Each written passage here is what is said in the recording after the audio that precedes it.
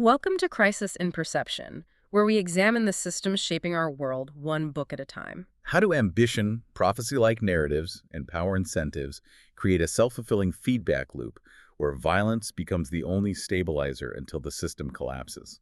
That is the big, heavy question we are wrestling with today. And I have to say, when I first saw the reading list for this one, I did a bit of a double take. I can imagine. Yeah, I mean, usually we're tearing apart, books on corporate malfeasance or algorithmic bias or like the history of supply chain failure. Like, very modern, very technical stuff. Exactly. And Hmm. today, we're going all the way back to 1606 to Shakespeare. We are. And I can practically hear some of the listeners groaning right now. Oh, no, please, not high school English class No. again, not Shakespeare. Right. I think a lot of us have this like traumatic memory of having to memorize soliloquies or trying to figure out what unsex me here actually means while a teacher is just staring at you. Yeah, the cultural baggage around Shakespeare It's it's so- heavy. It really is. But you argued pretty hard for this one. You said this text isn't just a play. You think it's a simulation. I do. Look, Yeah. if you want to understand how a system fails, specifically a closed power system, you could read 1,000 pages of, I don't know, dense political theory. Which we have done on this show. We have, and they're valuable. But Yeah. you can also watch the tragedy of Macbeth. It is a perfect, compact, and frankly terrifying simulation of a very specific trajectory. What's this trajectory? It's a clear four-step process. Power acquisition, which leads directly to maintenance, which then degrades into paranoia, and finally, inevitably, it leads to collapse. It maps the entire life cycle of illegitimate power. Okay, so just to set the ground rules for everyone listening, we are not doing literary criticism today. God, no. Please. We are not going to be checking the rhyme scheme. Yeah. I'm not going to ask you about iambic pentameter. Thank you. We're not discussing the costumes from the latest movie or the symbolism of the color red. No. We're treating the script as data. The characters, they're nodes in a network. And the plot, the story itself, is a feedback loop that goes horribly, horribly wrong. So our mission today is to look at the patterns. Exactly. Patterns. How is power acquired when there's a vacuum? How does that power then rot from the inside out? Yeah. And this is the most important part for us. How do the structures of the world, not just evil people, but the actual geometry of the environment, drive those outcomes? So we're looking at it like a political thriller, but framing it as a systems failure case study. You've got it. It's a blueprint for a breakdown. Okay, so before we dive into the Scottish play itself, and we should probably talk about that nickname later, We should. we need to talk about the world it was built in, because you can't understand a system without understanding the constraints it's operating under. Shakespeare writes this around 1606. Who is he writing for? What's going on? He is writing for King James I. But, maybe more importantly, he's writing for an absolutely terrified population. Mm. I mean, we really have to talk about the gunpowder plot. Okay, right. Guy Fawkes. Remember the 5th of November? Yes, but we think of that now as like a nursery rhyme or a mask from a movie, right? Yeah, V for Vendetta. Exactly.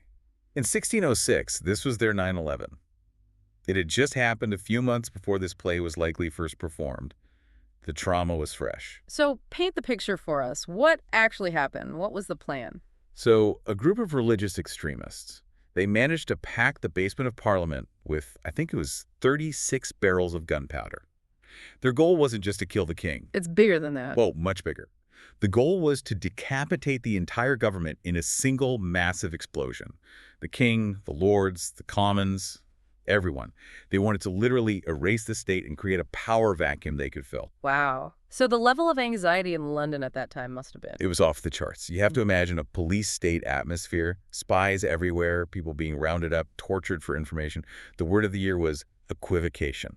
It's the practice of using ambiguous language to mislead or conceal the truth, especially under oath, without technically lying.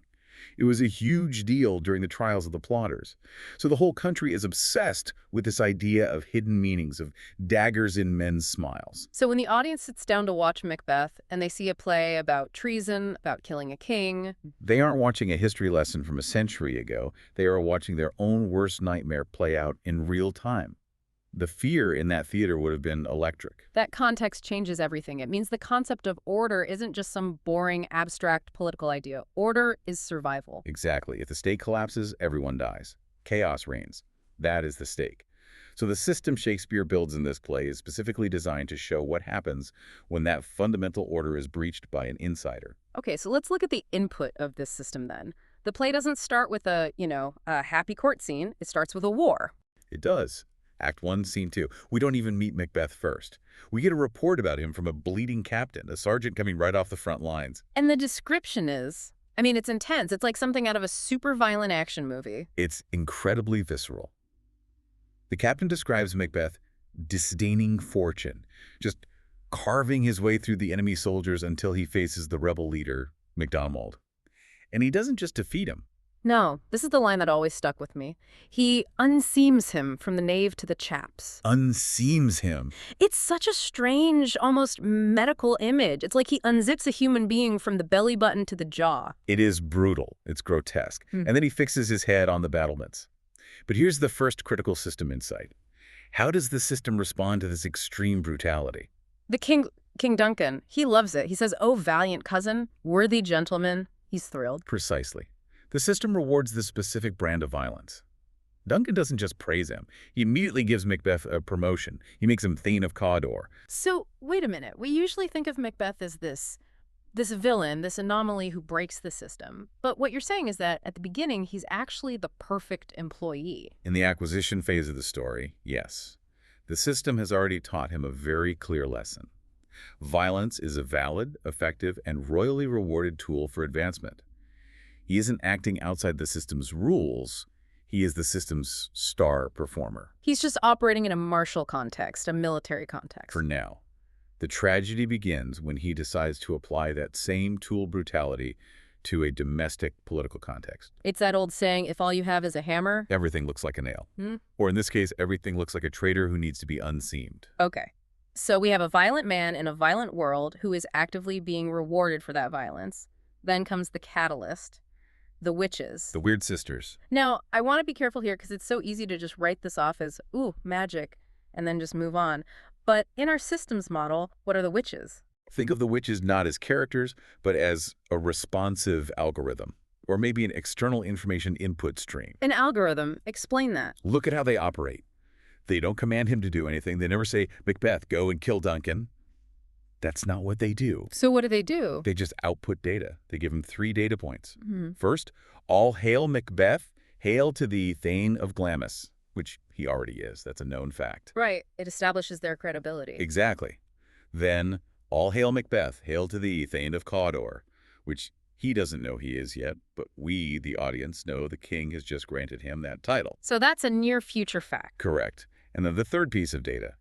All hail Macbeth, that shall be king hereafter. So they give him the destination, but absolutely no directions on how to get there. And that is insight number 1. Prophecy is a permission structure. It acts like a search engine that auto-completes your darkest, most secret thought. He hears king, and his brain immediately auto-completes with murder. It seems so. And the prophecy gives him a framework to justify it. It reframes what would be treason as destiny. It's not him being ambitious, it's the universe telling him what's supposed to happen. It externalizes the responsibility. He isn't stealing the crown, he's just fulfilling the data model. He's fulfilling the data model. Yeah. But there's a problem. There's a glitch in his own system. He has a conscience. Right. He's not a sociopath. At least, not yet. He has that aside where he says, "My thought, whose murder yet is but fantastical, shakes so my single state of man." He's horrified by his own ambition. He has sister constraints, moral guardrails, things like hospitality, loyalty, kinship. These are like software blocks that are preventing him from executing the violent act. Enter the hacker. Or the accelerator, Lady Macbeth. Now, this is a character who gets a lot of hate. She's often played as this screeching, one-dimensional, purely evil woman. But let's look at her systemically. What's her function? Yes. Let's look at the letter scene. Act 1, Scene 5. She's reading the letter from Macbeth about the prophecy, and what is her immediate gut reaction? Does she celebrate? No, she worries. She says, "I do fear thy nature. It is too full of the milk of human kindness to catch the nearest way." The milk of human kindness. She immediately identifies a bug in his programming. She sees empathy not as a strength, but as a latency issue, a drag coefficient. If you want the output, the crown, You can't have the inefficiency of kindness. So she sees the system, the path to power, and she sees that his morality is an obstacle. It is the primary obstacle. Yeah. And she knows they have a very small opportunity window. Duncan is coming to stay at their castle that night. The perfect opportunity. A perfect but fleeting one. So the urgency is immense, which leads to her famous prayer, or I guess anti-prayer. Come, you spirits, unsex me here. Unsex me here and fill me from the crown to the toe top full of direst cruelty. She is literally asking to be stripped of her own human restraint systems. Empathy, remorse, the compunctious visitings of nature. She wants to overwrite her own humanity to become a pure, cold instrument of power acquisition.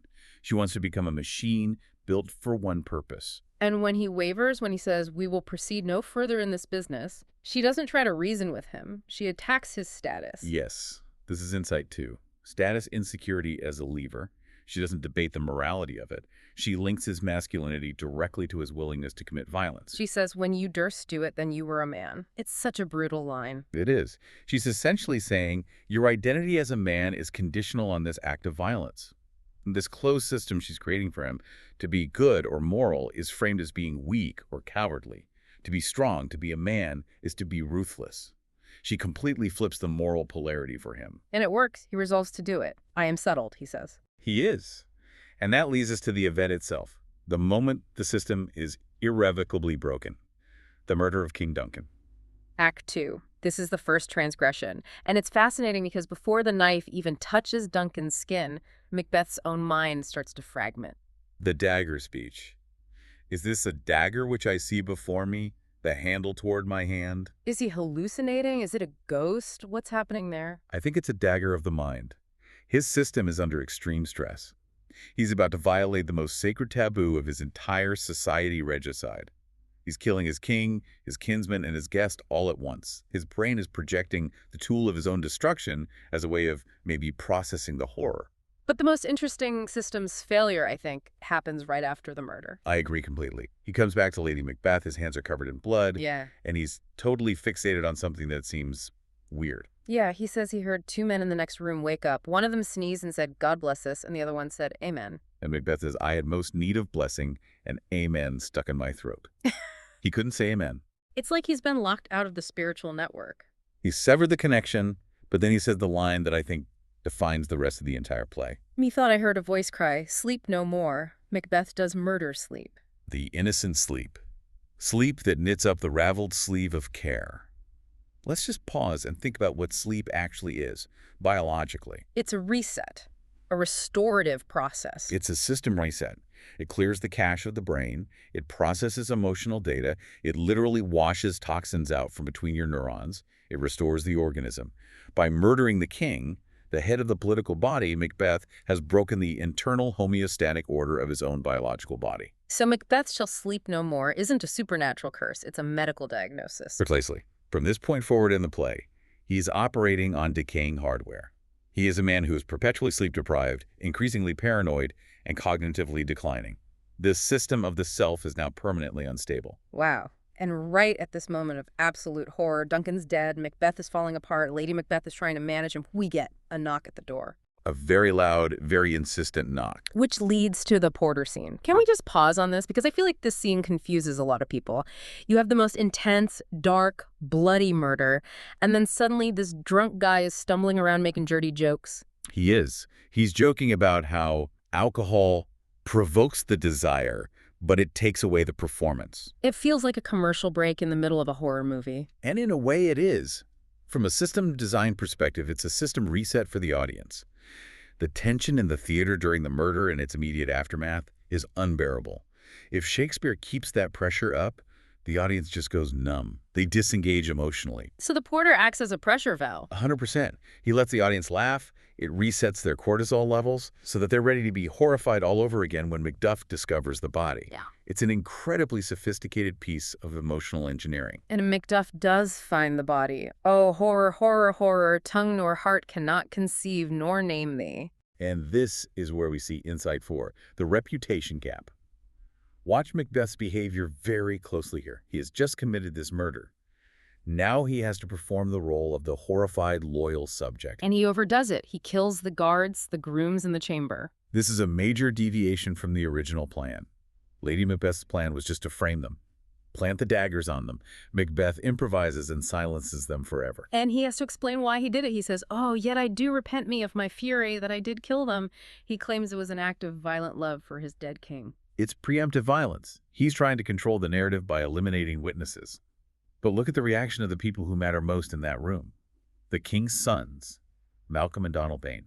Do they buy his performance? Not for a second. They whisper to each other, "Why do we hold our tongues?" And then, chillingly, there's daggers in men's smiles. They see the glitch in the matrix. The performance is too perfect, too loud, too convenient, and they realize they're next. So they flee. One goes to England, the other to Ireland. And their flight, ironically, leaves the power vacuum that Macbeth can then fill. He becomes king. Power acquisition. Complete. So he wins. He has the crown. He's moved into the palace. But this is where the systems model gets really, really interesting. Because as you said, getting power and keeping power are two entirely different problems. Welcome to the maintenance phase. Or, as it should really be called, the paranoia phase. We're in Act 3 now. Macbeth is the king. But he says this incredible line, "To be thus is nothing, but to be safely thus." That one line is the core of the dictator's dilemma. In any system built on an illegitimate seizure of power, every handshake is a potential threat. Every whisper is a conspiracy. You can never, ever relax. Security becomes an asymptote. You can get closer and closer, but you can never actually reach it. And he focuses all of this paranoia on Banquo, his best friend from the war. Why, though? Has Banquo done anything to threaten him? No, not at all. But Banquo was there. He was standing right next to him when the witches gave the prophecy. And he knows the prophecy also said that Banquo's children would be kings. Exactly. Macbeth says, "Upon my head they placed a fruitless crown." He has this horrifying realization that he's done all the dirty work. He's damned his soul just to be a placeholder for Banquo's lineage. The thought of it just drives him mad. So he decides to kill Banquo and his son, Fleance. But notice the shift in how he does it. He doesn't use his own dagger this time. No.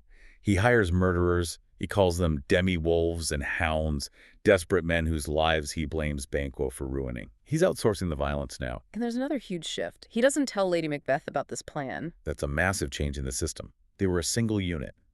"My dearest partner of greatness," he called her. Now, in Act 3, Scene 2, she asks him what's wrong, what's he planning, and he says, "Be innocent of the knowledge, dearest Chuck, till thou applaud the deed." He's cutting her out. He's isolating himself. He's closing the circle of trust until it contains only one person, himself. This is inside 5. Fear-based governance leads to isolation.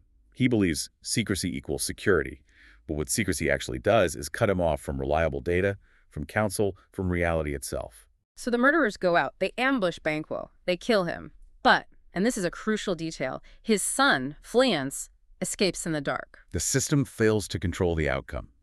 You can't murder the future. The prophecy about Banquo's heirs is still in play. And this one failure is the trigger for the entire collapse phase. It happens that very night at the banquet scene. Act 3, Scene 4. I think this is the most public and humiliating system failure in the entire play. Macbeth is hosting a grand state dinner. He's trying to project stability, normality. "Look at me, your lawful king. We're all here having a nice, normal dinner." But then one of the murderers comes to the door, covered in blood, and whispers in his ear that Fleance got away. And just then, the ghost arrives. The ghost of Banquo. And it sits in Macbeth's own chair at the head of the table. And critically, only Macbeth can see it. This is the feedback loop from his violence shattering his user interface. The reality distortion field he's been using, the lies, the performance, the false smiles, it completely collapses. He starts screaming at an empty chair. "Thou canst not say I did it. Never shake thy gory locks at me." I mean, just imagine being a guest at that dinner. You're a Scottish lord. You see the new king, who got the job under very suspicious circumstances, screaming and yelling at a piece of furniture. What does that tell you about the stability of the government? It tells you the king is dangerously insane. It tells you the state is fundamentally unstable. Lady Macbeth tries desperately to run damage control. "Sit, worthy friends. My lord is often thus." Yeah. But the damage is done. His legitimacy, whatever he had, is gone in that moment. And Macbeth knows it. After the horrified guests finally leave, he says, "Blood will have blood." And then he makes a fateful decision. He decides to go back to the source of his bad data. He's going to go back to the witches. He is actively seeking out the negative feedback loop. He's addicted to the very information that is destroying him. And this leads us to Insight 6, the trap of escalating violence. The witches show him 3 apparitions. First, an armored head that warns him to beware Macduff. Okay, a clear potential threat identified. Second, a bloody child that tells him, none of woman born shall harm Macbeth. And he interprets that as invincibility, Mhm. because everyone's born from a woman. Right. And third, a child crowned with a tree in his hand who says he'll never be defeated until great Burnham Wood comes to Dunsinane Hill. Which sounds impossible. The forest can't walk, so he feels secure, he feels untouchable. But even with that reassurance, what does he immediately decide to do about Macduff? He decides to raid Macduff's castle. But Macduff isn't there. He's fled to England to raise an army with Malcolm. So what does Macbeth do instead? Yeah. This is arguably the darkest moment in the entire play. He slaughters Macduff's family, his wife, his children, the servants, all that could be found. This is a profound strategic error. Before this, you could argue it was all political violence, killing a king to take the throne, killing a rival to secure it. This is pure terrorism. There is no political gain here. He is just lashing out. And in doing so, the system creates its own destroyer. Up until this point, Macduff was a political opponent. By slaughtering his entire family, Macbeth transforms Macduff into an avenger. He gives him a righteous, personal, and absolute reason to destroy him. He makes the conflict existential. He radicalizes his opposition. Exactly. Violence, used as a solution, only creates the conditions for more and more personal violence. He thinks he's stamping out a threat, but he's actually forging the very weapon that will eventually kill him. And from that point on, the whole system is in free fall. We get to Act 5. The castle is under siege. The English army is marching north. And inside the castle walls, total psychological breakdown. Let's go back to Lady Macbeth. We haven't seen her in quite a while. No. Act 5, Scene 1, the famous sleepwalking scene. She's observed by a doctor and a gentlewoman. She walks the halls with a candle, her eyes open, but, as they say, their senses shut. And she's rubbing her hands together. Out, damn spot. Out, I say. She's trying to wash imaginary blood off her hands. So we conventionally call this madness. But in our systems model, what is actually happening here? It's a data leak. It's a system crash. Her conscious mind, the system she used to repress the guilt, remember, a little water clears us of this deed, that system has failed. The data wasn't deleted, it was just corrupted and hidden. Now, under the extreme pressure of the siege, the system is just rebooting over and over again, trying and failing to process the error log. She is reliving the night of the murder. Who would have thought the old man to have had so much blood in him? It is the psychological bill coming due. The damn spot is the lingering data, the evidence that cannot be washed away because the system has no mechanism for truth or reconciliation, only for cover-ups. And eventually, of course, she dies. We hear a cry from offstage, and an attendant comes in and says, "The queen, my lord, is dead." And Macbeth's response to his wife's death. It's one of the most famous speeches in the English language. Yeah. But I want us to look at it not as poetry, but as a final system status report. She should have died hereafter. There would have been a time for such a word. Tomorrow, and tomorrow, and tomorrow, creeps in this petty pace from day to day to the last syllable of recorded time. He's describing a system that is now meaningless. It's just an endless, petty loop of time. Keep going. And all our yesterdays have lighted fools. The way to dusty death, out, brief candle. Life's but a walking shadow, a poor player that struts and frets his hour upon the stage and then is heard no more. And the final conclusion, the final output. It is a tale told by an idiot full of sound and fury, signifying nothing. Signifying nothing. That right there is nihilism as the final system output. Macbeth has achieved everything he thought he wanted. He has the crown, the castle, absolute power. And his final realization is that the system he built, the one based on murder, paranoia, and fear, it produced zero value. It's meaningless. He has hollowed out the entire world to rule it and found there was nothing left inside. It's total entropy. It is the heat death of the soul. There's nothing left. And then immediately after this realization, the external system finally moves in to correct the error. The prophecies, which he thought were guarantees of his safety, are revealed to be just linguistic tricks. The forest does move because the soldiers are using branches as camouflage. And Macduff wasn't technically of woman born because he was delivered by cesarean section. The feedback loop slams shut. Macduff corners him and he kills Macbeth. Order is restored.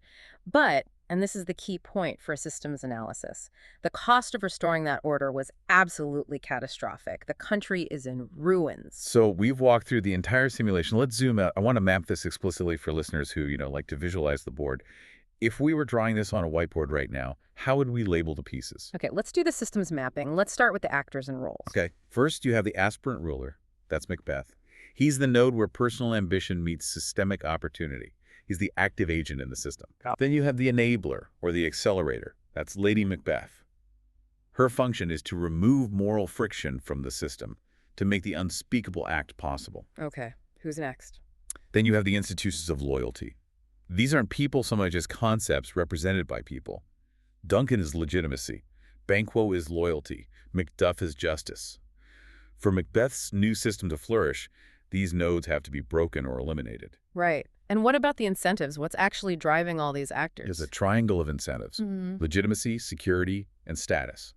The whole tragedy comes from the misalignment of those three things. Macbeth murders to get status, the crown. But in doing so, he destroys his legitimacy, which in turn makes it impossible for him to ever achieve security. So the actions he takes to get security are the very things that make him less secure. It's a perfect reinforcing feedback loop of destruction. Insecurity triggers an act of violence. That violence creates guilt and new enemies.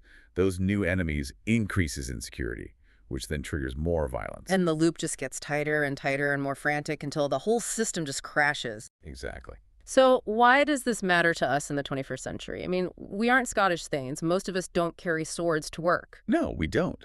But we all live and operate within systems. And the patterns that Shakespeare encoded in Macbeth are the same patterns that play out in any organization, any government, any system that loses its moral compass. Okay, let's talk present-day implications then. How do we spot these patterns today without, getting overtly political or naming names? Look for the self-fulfilling narratives, first and foremost. Like the prophecy. Exactly. How often do we see a nation or even a corporation say something like, conflict with that rival is inevitable?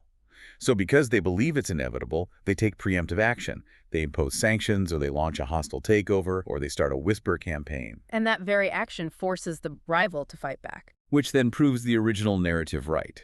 See? I told you they were our enemies all along. You literally create the demon that you claim to fear. Macbeth feared Banquo would usurp him, so he tried to kill him, which set in motion the chain of events that led to Macbeth's own destruction. That is a really powerful lens. What about the next one? Fear as a tool of governance. This is huge, and we see it everywhere, from corporate culture to political regimes. If you build a culture where dissent is punished, where the Macduffs who ask uncomfortable questions are fired or silenced, you inevitably end up with the dictator's dilemma. Which is that you stop getting true information. You stop getting reality. Everyone around you becomes a yes man because they're afraid to tell you the truth. And you end up flying the plane straight into the side of the mountain because no one dared to tell you the altimeter was broken. Macbeth dies because he is completely isolated from reality. He genuinely believes he is invincible while an entire army is camouflaged and walking up his driveway. And finally, this idea that violence is a trap. It's the sunk cost fallacy of violence. Macbeth has that incredible line where he says, I am in blood. Stepped in so far that, should I wade no more, returning were as tedious as go o'er. He thinks he's come too far to turn back. He has to keep going forward, deeper into the river of blood. That is the fundamental lie that a corrupt system tells itself. It says, just one more purge, one more cover-up, one more lie, and then we will finally be safe. But it is never true. Every act of violence just creates new grievances, new Macduffs that will eventually come back to dismantle the system. Wow. When you lay it out like that, it really is a perfect model. It is. It's a warning flare that Shakespeare sent up from 1606, and it's still burning. So let's wrap this up by tying it all back to the core ideas of crisis and perception. I think the biggest takeaway for our purposes is the idea of systems versus individual blame. It is very easy, and maybe even a little satisfying, to look at a figure like Macbeth and just say, he was a monster, a bad man. And I mean, he did monstrous things. But that's too simple. It's too simple. The harder, but much more necessary question is, what kind of system rewards that kind of ruthlessness in the first place? The play literally starts with him getting a promotion for unseeming a guy on the battlefield. Exactly. If your system rewards butchers, don't be surprised when the butchers eventually turn their knives on you. And the role of narrative framing. The witches again. They manufacture moral permission. We see this constantly today with ideologies or corporate manifestos that say you are the chosen one, or history's on our side, or this is created destruction. When you believe you're simply acting out a grand, inevitable destiny, you can justify atrocities you would never commit as a regular person just making a choice. It hacks your moral code. It does. And finally, and I think this is so important, we have to see psychological collapse as a system output. We need to stop viewing things like burnout, paranoia, and moral injury as just personal weaknesses. Yeah. So often, they are the predictable, logical result of a human being forced to live and operate within a system that requires them to violate their own nature just to survive. So Lady Macbeth didn't just go crazy. Her psychological system broke under an impossible load. Precisely. It was an output, not a personal failing. Okay, for the conclusion. This has been a heavy one, but a really necessary one, I think. Macbeth isn't just a spooky ghost story with some great lines. It's a case study. It's a blueprint for how ambition, when it's fueled by insecure legitimacy, creates a vacuum that just sucks in violence. And the real tragedy isn't just that Macbeth dies at the end. The tragedy is the waste, the absolute destruction of sleep, of trust, of stability, of life, all of it caused by the fundamental belief that power can be secured through the violation of the very order it claims to be ruling. We'll leave you with this final thought.